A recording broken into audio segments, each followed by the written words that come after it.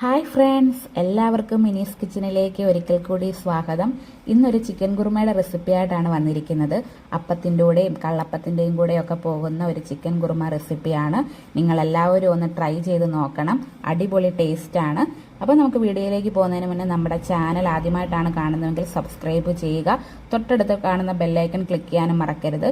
Video ഇഷ്ടപ്പെട്ട് കഴിഞ്ഞ് കഴിഞ്ഞാൽ ലൈക്ക് ചെയ്യണം. നിങ്ങളുടെ അഭിപ്രായങ്ങൾ കമൻറ്റിൽ പറയണം. അപ്പോൾ നമുക്ക് വീഡിയോയിലേക്ക് പോയാലോ. ചിക്കൻ കുറുമ വെക്കാൻ വേണ്ടി ഞാൻ പാൻ അടുപ്പിൽ വെച്ചിട്ടുണ്ട്. 1 കിലോ ചിക്കനും കൊണ്ടാണ് ചിക്കൻ കുറുമ വെക്കുന്നത്. പാൻ ചൂടാകുമ്പോൾ കഴുകി നമ്മൾ വെള്ളമൊക്കെ പോകാൻ വെച്ചിരിക്കുന്ന ചിക്കന് ഇതിലേക്കിടാം. ചിക്കൻ ഇതിലേക്ക് ഇട്ടു.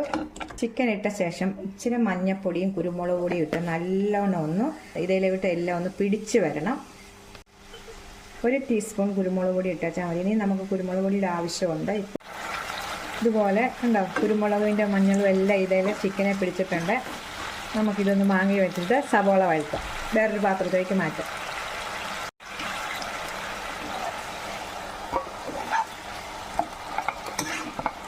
ഈ പാനിലേക്ക് തന്നെ 1 ടേബിൾ സ്പൂൺ വെളിച്ചെണ്ണ ഒഴിക്കാം. എണ്ണ ഒഴിച്ചിട്ടുണ്ട്. ഇത് ചൂടാകുമ്പോൾ 2 സവോള, മീഡിയം സൈസ് 2 സവോള ഇതിലേക്കിടാം. നല്ല ഗോൾഡൻ കളർ ആകുന്നിടം വരെ ഒന്ന് വഴറ്റിയെടുക്കാം. നമുക്ക് സബോള വഴന്ന് പകുതിയാകുമ്പോൾ ഇതിലേക്ക് ഇഞ്ചി വെളുത്തുള്ളി പേസ്റ്റ്, പച്ചമുളക് ഇതെല്ലാം ഇടേണ്ടതാണ്. ഇതൊന്ന് വഴന്ന് കിട്ടട്ടെ. നമുക്ക് ക്രിസ്മസിന് പാലപ്പത്തിൻ്റെ കൂടെയും വെള്ളയപ്പത്തിൻ്റെ കൂടെയും ഒക്കെ കഴിക്കാൻ പറ്റുന്ന ഒരു ചിക്കൻ കുറുമയാണിത്. പെട്ടെന്ന് ഉണ്ടാക്കാൻ പറ്റുന്ന ഒരു ചിക്കൻ കുറുമയാണ്. സബോള പെട്ടെന്ന് വഴന്ന് കിട്ടാൻ വേണ്ടി എപ്പോഴും പറയുന്ന പോലെ ഇച്ചിരി ഉപ്പിടുക, കരിയാപ്പില ഇടുക.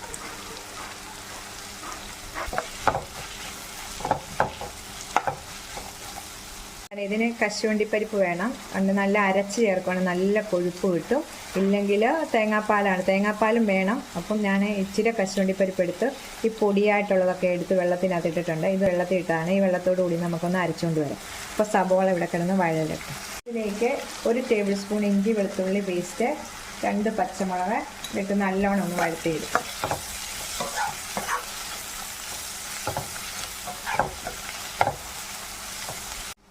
നല്ലോണം ഇത് വഴന്ന് വന്നിട്ടുണ്ട്. ഇത്രയും വഴന്നാൽ മതി. ഇനി നമുക്കിതൊരു വേറൊരു പാത്രത്തിലേക്ക് വാങ്ങാം. ഇതൊന്ന് അരച്ചെടുക്കേണ്ടതാണ്.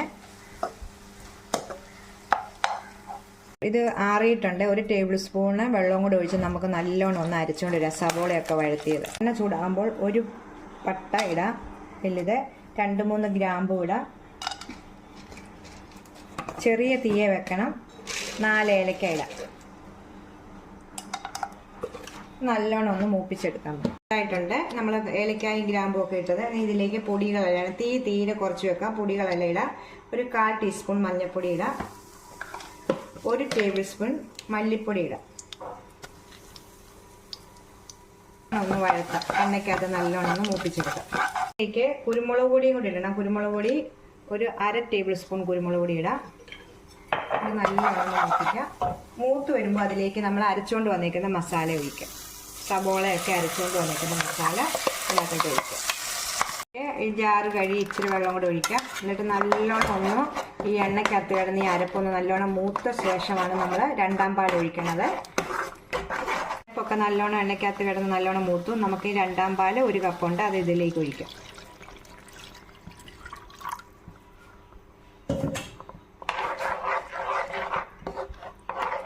ഇത് തിളച്ച് വരുന്നുണ്ട്. ഈ അരപ്പ് തിളച്ച് വരുമ്പോൾ നമ്മൾ ചിക്കന് മഞ്ഞൾപ്പൊടിയും കുരുമുളക് പൊടിയും കൂടി ഇട്ട് നല്ലവണ്ണം ഒന്ന് എടുത്ത് വെച്ചേക്കുന്നതാണ്. ഇനി നമുക്കിതിലേക്ക് ഇട്ട് നമുക്കൊന്ന് വേവിച്ചെടുക്കാം.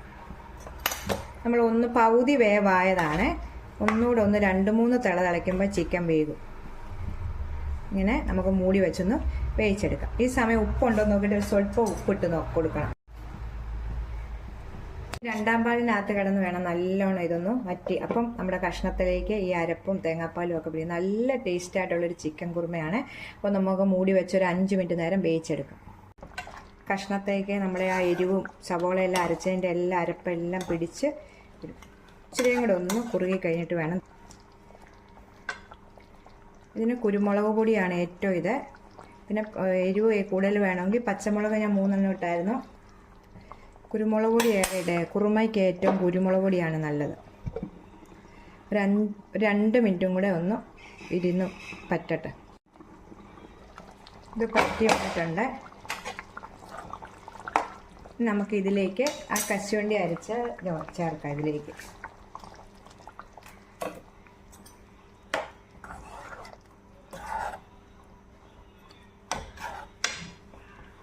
ഈ സമയം 1/2 ടീസ്പൂൺ ഗരം മസാലപ്പൊടി ഇടണം. ഇതിൻ്റെ കൂടെ ഇപ്പോഴാണ് ഗരം മസാലപ്പൊടി ഇടേണ്ടത്.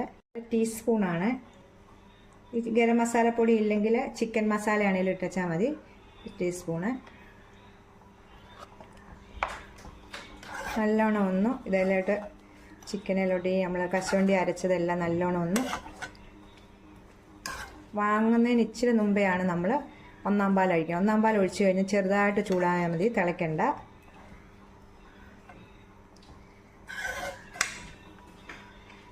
തിളച്ച് വന്നിട്ടുണ്ട്. ഇതിലേക്ക് 1-ാം പാൽ ഒഴിക്കാം. ഇപ്പം നോക്കിയിട്ട് കുരുമുളക് പൊടി വേണമെങ്കിൽ ഇച്ചിരി കുരുമുളക് പൊടിയും കൂടി ഈ സമയം ഇടാം.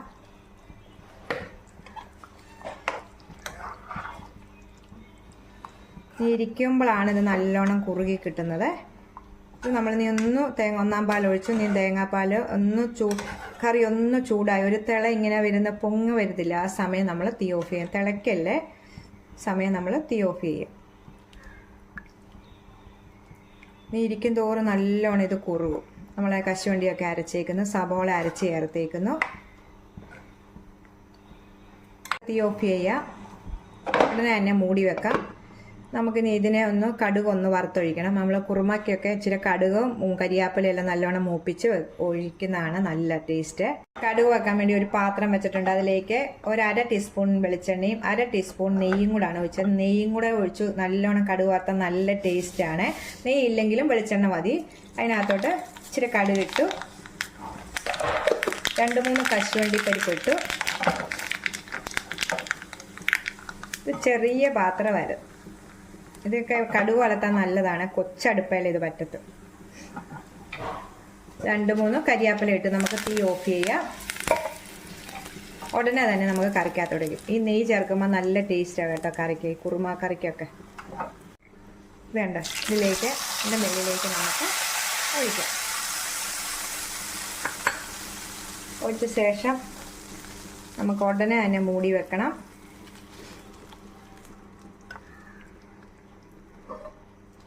മൂടി വെച്ച ശേഷം കറി ഉപയോഗിക്കാം. അങ്ങനെ കറി റെഡി ആയിട്ടുണ്ട് കണ്ടോ.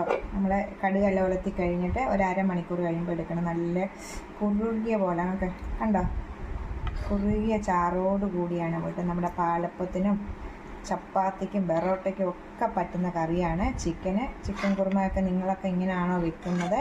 എല്ലാവർക്കും ഒക്കെ അറിയാവുന്ന കറിയാണ്. ഞാൻ എൻ്റേതായ രീതിയിലാണ് ഇത് കാണിച്ചിരിക്കുന്നത്. നല്ല ടേസ്റ്റായിട്ടൊരു കറിയാണ്. സിമ്പിളായിട്ട് നമുക്ക് ചെയ്യാനും പറ്റും. അപ്പോൾ അടുത്തൊരു വീഡിയോ നമുക്ക് കാണാം. ടാറ്റാ.